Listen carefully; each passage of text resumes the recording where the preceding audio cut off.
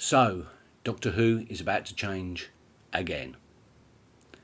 New showrunner, new doctor, new companion.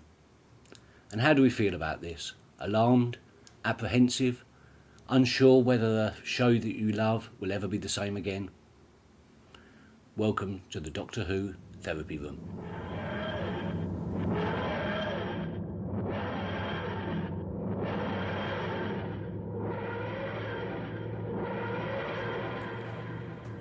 Personally, I was too young and too busy not existing to remember the first, second or even the third Doctors. But I do remember the fourth Doctor very fondly. And I remember when Tom Baker decided to leave. I remember the cries from the fans. No, Tom Baker can't leave. He was amazing. He was my Doctor. But the moment had been prepared for. And Peter Davison took over.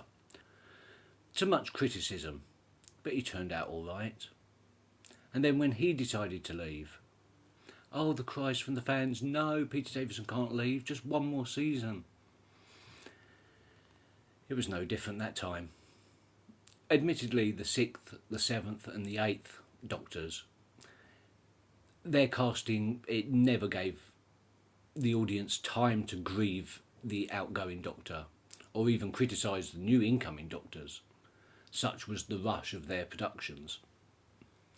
So we skipped to the 9th Doctor and a whole new generation of Doctor Who fans that knew nothing or little of the classic series.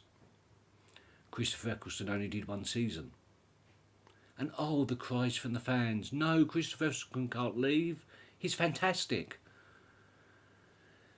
But then David Tennant took over and we all loved him. And then he decided to leave. And no, I don't want David Tennant to go. And who is this new Doctor that's coming in, this baby-faced fop? But then we loved Matt Smith. You see how this goes. We all hate the new Doctor. Until we don't. Until we love them. And we don't want them to leave. But they have to, eventually. So a new Doctor is cast. And we all hate the new Doctor. Until we love them. Until we don't want them to leave. But eventually they must. And a new Doctor is cast.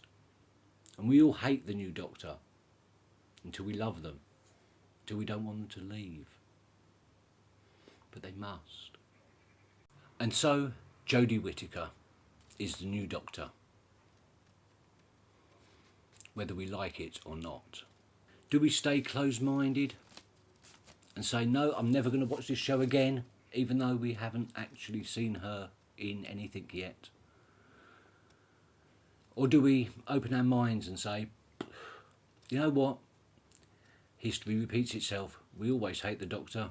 Given good writing, she could be okay. She could be the best Doctor.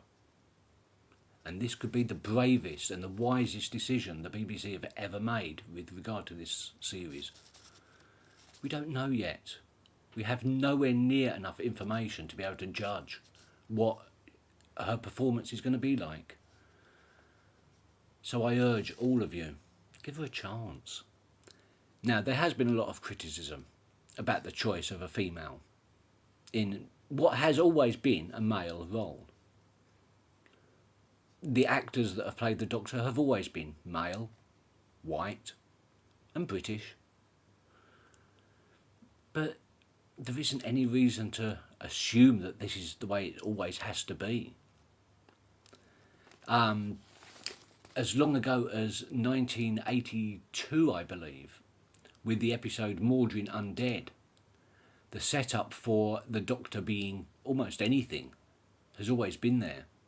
In Mordrin Undead, Tegan mistakes an alien for the Doctor under circumstances that were perfectly natural. She states that every time the Doctor has regenerated, he's always been human. To which Mordrin says, is a Gallifreyan human? You travel with a Time Lord and you know nothing of metamorphosis? Then, of course, there's the Corsair, and what a bad boy he always was, or her sometimes. And of course, Missy and the Master, one and the same. The General, regenerated from a man into a woman, and even changed race. And then the big twist, stating that the male regeneration was just a trial, the first time she'd ever done it. So yes, Time Lords can be anything. In fact, in one of the books, Interference, there is a Time Lord that even experiments with regenerations involving cybernetic implants and mechanical pieces. It's all just atoms, as Heather said. It's all just atoms. So, yes, the Doctor is a female. It could have been a lot worse. He could have been a lizard. There is no reason to assume anything. If Romana can decide to change it on different outfits as far as regenerations go, in one regeneration being a very large Amazonian woman, why can't the Doctor be a woman? No reason. No reason at all. And so we have the change of showrunner. Stephen Moffat is stepping down after the Christmas episode, along with Peter Capaldi and, of course, Pearl Mackie. And Chris Chibnall is going to take over this new era of Doctor Who. Well, he has good writing credits to his name, as well as Broadchurch, 8 episodes of Torchwood, and the Doctor Who episodes 42, which personally I think was a brilliant episode. The Hungry Earth and Cold Blood, a very good 2-parter. Dinosaurs on a Spaceship. Yeah, okay then, everyone has a bad day. And of course, The Power of 3, which again was a very unusual episode. He also wrote 2 mini episodes for Doctor Who. So he has good writing credits, and I think it's going to be all right. I really do. Everything is going to be all right. Thank you for watching, and goodbye.